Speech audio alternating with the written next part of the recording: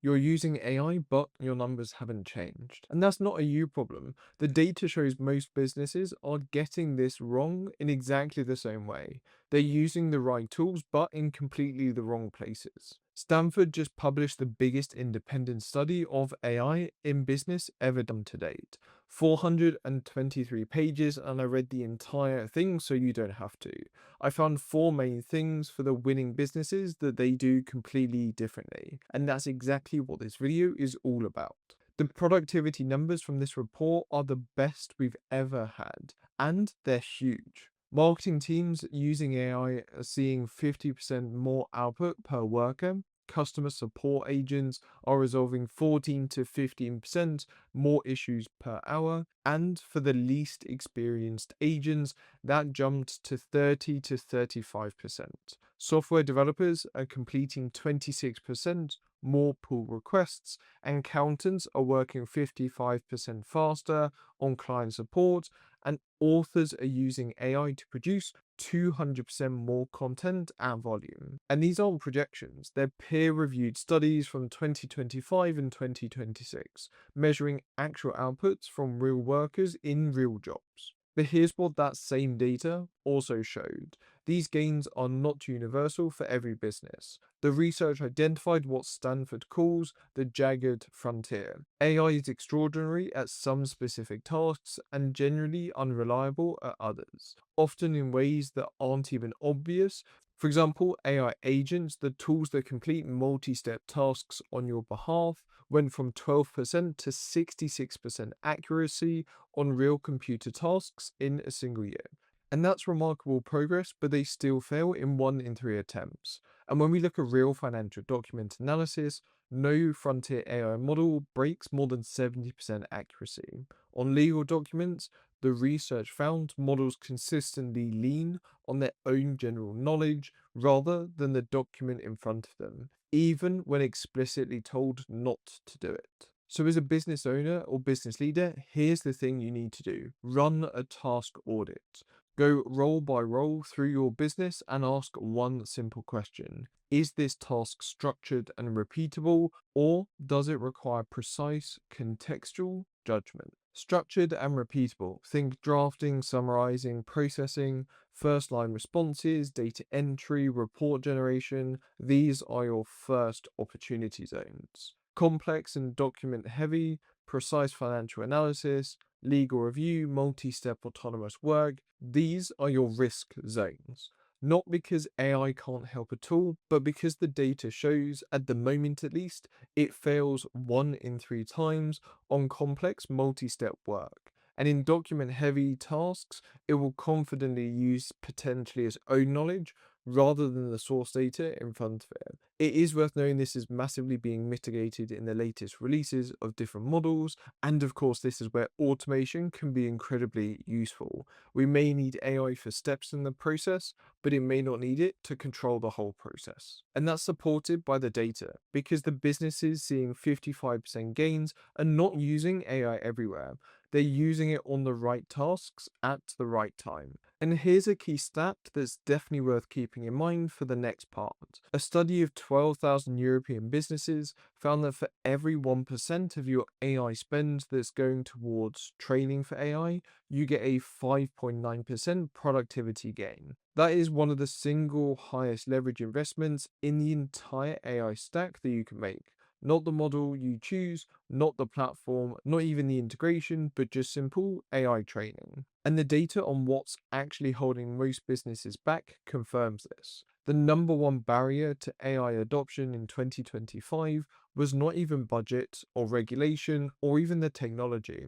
It was the knowledge and training gaps, cited by 59% of organizations, up from 51% the year before. The knowledge gap is the one that is widening in businesses. Here's what makes this urgent though: 58% of employees globally are using AI at work regularly, but about half of them actually trust it. There is a gap between how much your team uses AI and how well they're equipped to actually use it in the first place. And here's what most managers are getting wrong: your team actually wants this fixed. 46% of workers actively want AI to take over specific tasks, particularly the repetitive tasks that will free up your team to focus on the higher value work and tasks that improve the quality of the output. What your team needs is not convincing, it's direction and training. So, this is the second thing: rebalance your budget. Whatever you're currently spending on AI tools, licenses, platforms, subscriptions, and any build costs to get it up and running, take 10% of that number and ring fence it for AI team training. The data from the 12,000 businesses say that this is where one of the best returns actually is. And when you do run that training, don't start with the tool, start with the task. Which work does AI actually help with? What does a good output actually look like? How do you check that it's good? That is the training that delivers actual returns. Occupational change in the US has moved faster since the launch of generative AI in 2022 than it did after either the PC or the internet. Job descriptions written 18 months ago are already outdated, including the ones that potentially your business is hiring against right now. So here's the third thing: review what you're actually hiring for. And if you have a role open right now, make sure to look at that job description. If it's primarily built around tasks that sit in your AI opportunity zone, drafting, processing, first line responses, those repetitive tasks, ask honestly whether you're about to hire a role that AI can do now or will handle better within the next 12 to 18 months. Because this isn't fundamentally a reason not to hire, it's the reason to redesign that role. The job still exists, but it just looks a bit different. AI incidents rose 55% in a single year. 362 documented cases in 2025. Harmful outputs, data leaks, model failures in deployment.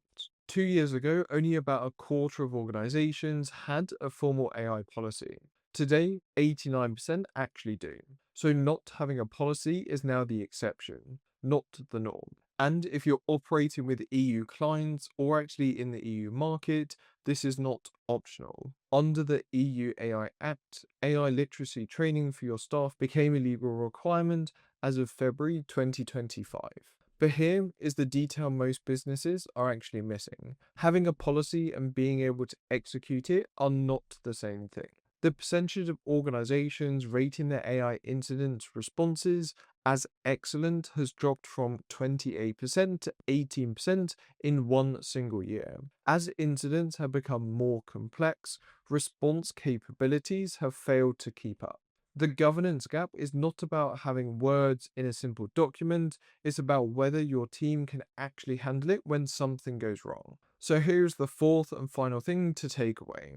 We've got 3 things to do this week. Firstly, document a simple policy covering what your team can and cannot use AI for, how output should be reviewed before they go out, and what to do if something goes wrong. The one document needs one owner, one person in your business that is responsible for AI incidents, not a committee, but one person. And then test. Pick a realistic scenario and walk through what you would actually do.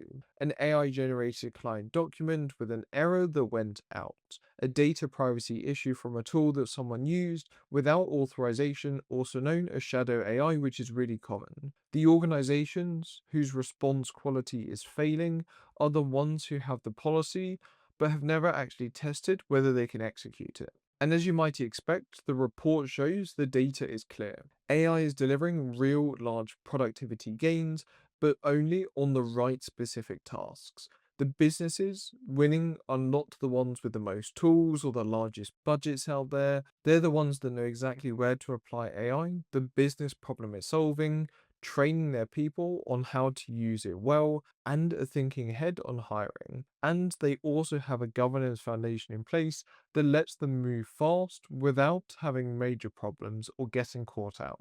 These are 4 simple steps that are available to complete within the next week.